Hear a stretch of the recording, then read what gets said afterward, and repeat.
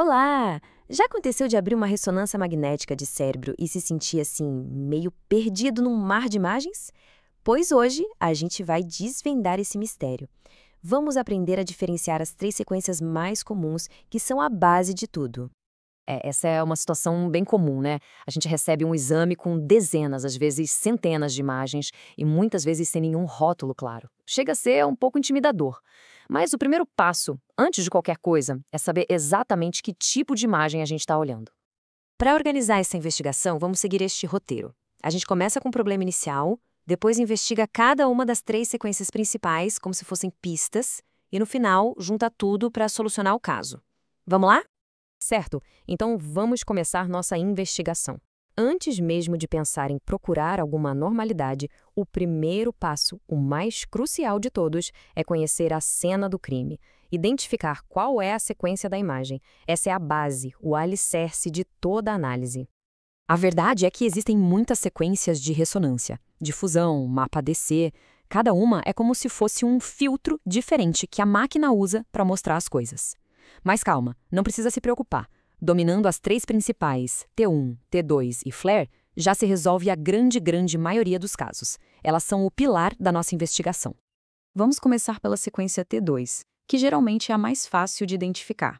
Pense nela como a nossa primeira grande pista, aquela que abre o caso. A regra de ouro aqui é super simples. E se tem uma coisa para guardar é esta. Em T2, a água brilha. Se o líquido na imagem está branco, bem destacado, o que tecnicamente a gente chama de hipersinal, é quase certeza absoluta que estamos olhando para uma imagem em T2. Então, como é que a gente aplica isso na prática? É um processo de 3 passos bem simples. Primeiro, localize as áreas que têm líquido cefalorraquidiano, o famoso líquor. Onde ele fica? Dentro dos ventrículos, naqueles espaços no meio do cérebro, nos sulcos da superfície e até mesmo nos olhos. Se o líquido nessas áreas estiver branco, brilhando, pronto, bateu o martelo. Identidade confirmada. É uma imagem T2. Beleza, com a primeira pista resolvida, vamos para a segunda. A sequência T1. Se o T2 foca nos fluidos, o T1 é o nosso mapa anatômico. Ele define a estrutura do cérebro com uma clareza impressionante. Aqui no T1, as regras são praticamente o oposto do T2. A primeira e mais importante, a água é escura, o que a gente chama de hipossinal, ou seja, o líquor fica preto. Fora isso, a anatomia fica muito nítida. A substância branca, que tem mais gordura de mielina, fica branca ou clara. Já a substância cinzenta, que tem mais água, fica cinza. Bem intuitivo, né? E aqui, lado a lado, a gente vê a mágica da comparação. Repare como os sinais se invertem completamente.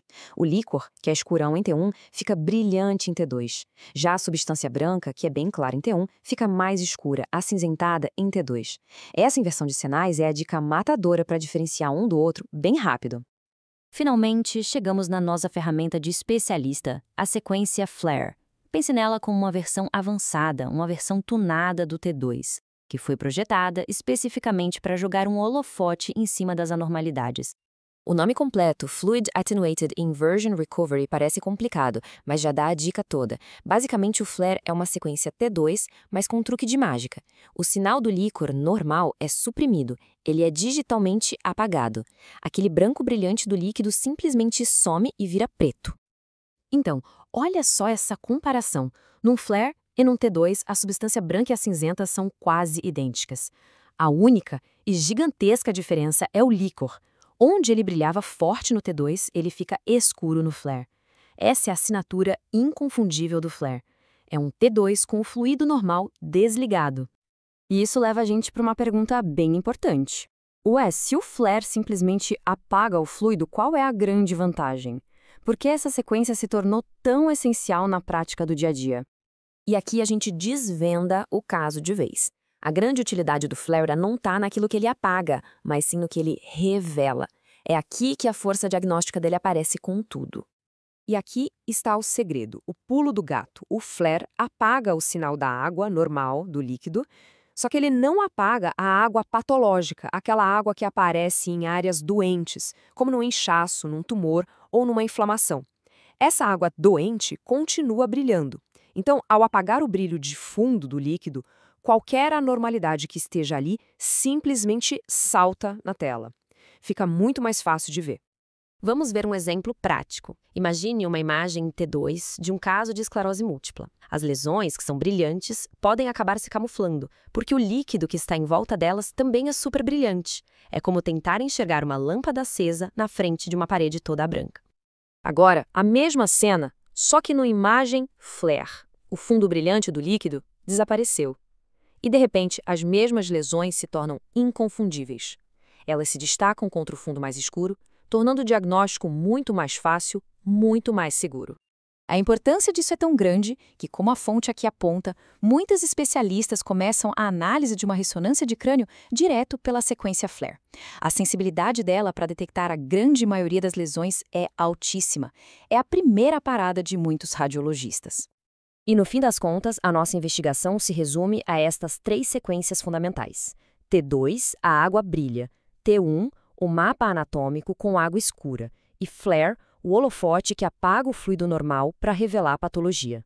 Dominar essas 3 é o segredo para decifrar praticamente qualquer exame de crânio. Então, na próxima vez que aquela enxurrada de imagens aparecer na tela, a investigação já tem um ponto de partida muito claro. Com o mapa em mãos, a questão que fica é: que descobertas incríveis estão ali só esperando para serem vistas?